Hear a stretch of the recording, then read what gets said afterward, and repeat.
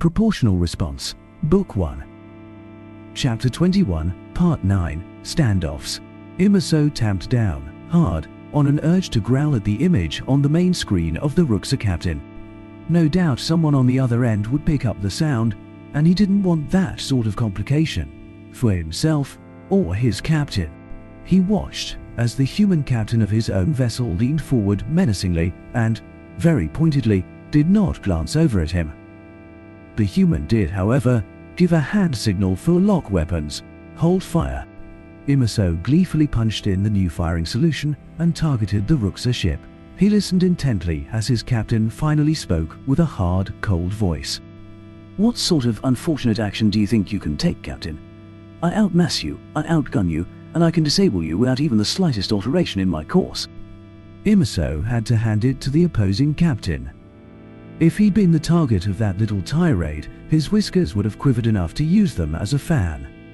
The man in the image seemed completely unmoved, however. "You have targeted my ship, and seem to be under the mistaken impression that I am bluffing, Deathwelder.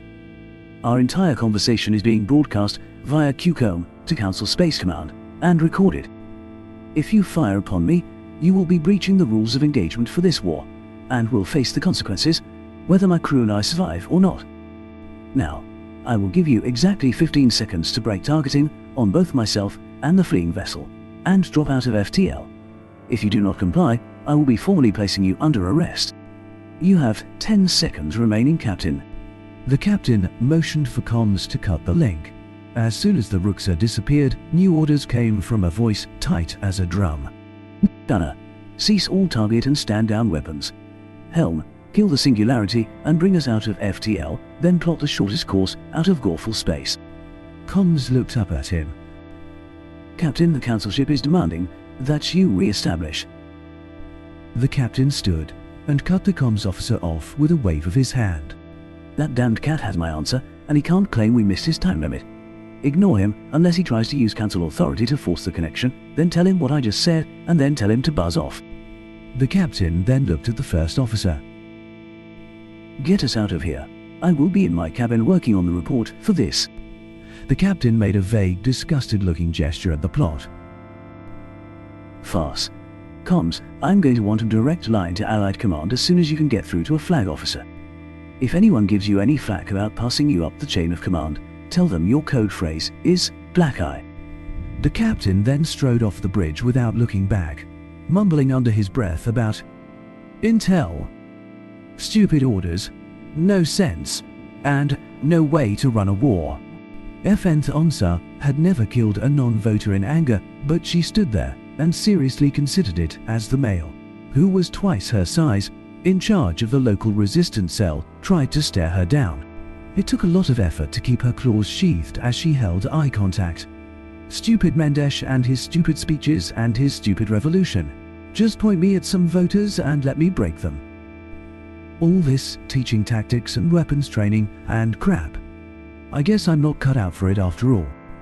After that, Ancestor's damned human had talked her and her band into meeting with Mendesh. Against her better judgment, she'd been hoping for the chance to kill voters en masse. The Major, however, had other ideas and told her he needed people to train others in ambush tactics, combat, weapons, stealth, making improvised weapons, and the list went on. That he seemed to think she, a girl dumped on a hunting ground world as a child, knew all these things surprised her. That he turned out to be right really shocked her. Sometimes experience is the best teacher. A pity it so often kills its students. Still, you survived. And learned well. He'd told her the line so many times, she now heard it in her sleep. She could hear it running through her head now, in fact, but this time it had her considering the idea of giving someone else a little bit of experience. The male continued to stare down at her, as if he thought his eyes could bore into her skull. She just stood there and matched him. Big guy, probably used to being able to intimidate people this way. They stood there unmoving, while everyone in the small room watched them. The local rebels watched with a level of nervousness she could almost feel coming off of them. But the soldier, Mendesh, had sent with her lounged against a wall, as if he hadn't a care in the world. And if he isn't coiled like a spring inside, I'll eat my own tail while it's still attached. The seconds dragged by, then the minutes. The rebels began to develop nervous twitches, but their leader stood stock still. I don't even get his problem, the idiot. I told him I had things Mendesh wanted me to teach. How to lay an ambush, how to be unseen, how to use initiative, and this guy turns to the soldier who was only ever taught to run headlong where he was told while firing. Then he wants me to apologize when I tell him I'm the one in charge?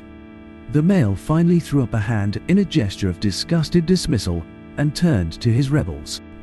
This damned fool girl is hardly worth our time, and obviously doesn't know the proper place of women in our...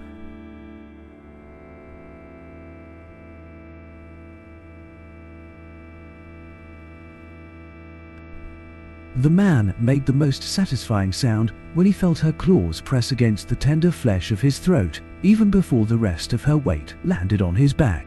He angrily tried to reach his hand back and pull her off, but she tightened her grip on his throat, and he froze. Several of the rebels put their hands on their weapons, others held both hands out to show they weren't a threat. Mendesh's soldier, somehow, already stood behind her, his pistol out but not quite pointed at anyone. She leaned into the leader, the claws on her feet digging into the fabric of his shirt, and hissed her words. You sound just like one of those damned voters. Is that what you are, boy man? A 1B voter who thinks he can play at rebellion, let a bunch of people get killed for him, then be one of the new class of voters when we overturn things. I bet you have it all planned out, don't you, voter boy? How you are going to betray everyone here, when you will leave them in the dust. Yeah, you are a voter in your heart, aren't you? Perhaps I should show you what I do to filthy voter scum. She increased the pressure on his throat, enough that her claws got in under his scales and actually hit tender flesh. He yelped, flailed, and wet himself. Contempt flowed through her. Yes, voter wannabe trash. This revolution doesn't need scum like him. Coward. She hung there on the man's back, claws digging under the scales in his throat, and wanted nothing more than to rip that throat out. Just a tiny little bit of pressure. The soldier who stood beside her with his gun outglanced at her, and she could see the warning in his look. Fine. She pulled her claws in and squeezed, then lightly hopped off the man's back as he went down unconscious. I will have to thank Mendesh's men for teaching me that trick. Close that artery for a couple of seconds and they go out like a light. She turned to face the members of the cell. Under the authority of General Mendesh, I am removing this idiot from control of this resistance cell and, in fact, from the chain of command and all combat operation. I lived my life away from the society you live in, but I have stared down and killed more voters than most of you will probably ever meet. She gestured contemptuously at the man on the floor. The look in his eyes when he started telling you all to ignore me reminded me of every single one of them. You will need to find yourselves a new leader and choose better. This idiot, however, is coming back with me. I think the Major should meet him. She put her hands on her hips and squared her shoulders. Now, I suggest you leave the whole question of who will be the leader for another time. For now, I need those of you who are contact points for adjoining cells to get the message out that they need to watch for this type of behavior. If this idiot isn't some kind of mole planted by the voters, then I guarantee he'd sell every one of you out in a heartbeat to save his skin, or if the reward got high enough. Feet began to shuffle back and forth, and the cell members exchanged worried glances. She rolled her eyes and shook her head. Let me guess, instead of having 6 people, each of who is capable of contacting 2 other cells, this idiot insisted on being the one who made all of the connection. Several heads nodded. One of the men who seemed to be more angry at her stepped forward menacingly. She gave him a droll stare and lifted a single eyebrow. Her lack of reaction almost brought a sneer from him. The man spoke in hard tones. He argued, intelligently, that he, as leader of our group, should be able to contact others in the case of emergencies. It is not his fault that all 3 of the men who also held the information are gone. 2 died in a raid, the other was picked up by security in a riot, and not even one we had provoked. The man shook his head. He wasn't part of the riot either, just walking by. We thought he'd be back by now, but found out this morning that everyone they picked up, even the handful of children, were convicted of disturbance and sentenced to hard labor at an orbital factory for the duration of the war. So... FN's eyes went wide and she stepped forward, cutting the idiot off.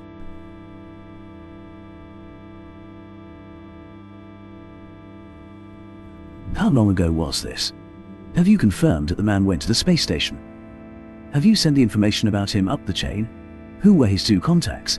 What was a contact person doing out on the streets to begin with? You've placed everyone here in danger, as well as everyone in both of the other cells. The incompetence. The man waved a hand and cut her off with an arrogant smile. It happened nearly 6 months ago. Our leader here sent the appropriate reports up. He told me so himself. Fnth looked over at the soldier she brought with her, who gave her a hard look and shook his head. The idiot didn't even notice and continued. No reason for you to get your tail in a twist, princess. If something was going to happen, it could be about to happen right now. You could easily all be tagged, noted, and under observation at this point. If so, a visitor from off-world would be an excellent time for security to strike, don't you think? The man had the good grace to look worried, backing up and holding his hands up defensively for a moment. Then he gave a half grin and took his hands down. Re-8. As our leader said, little girl, and one who is scared of... The soldier took a menacing step toward the speaker and cut him off. That man is not the leader of this cell anymore. In fact, he doesn't even live in this city, as of now. He compromised the security of this cell, both adjacent cells, and who knows how much else, by either a malicious power grab or incompetence, judging by his attitude. And the attitude you, his left-hand man, have displayed today, I suspect the former. I won't know until I have... Enough. Who the hell do you think you are? You come into our house, bring a stupid girl to try and teach grown men how to fight, then tell us you're going to her.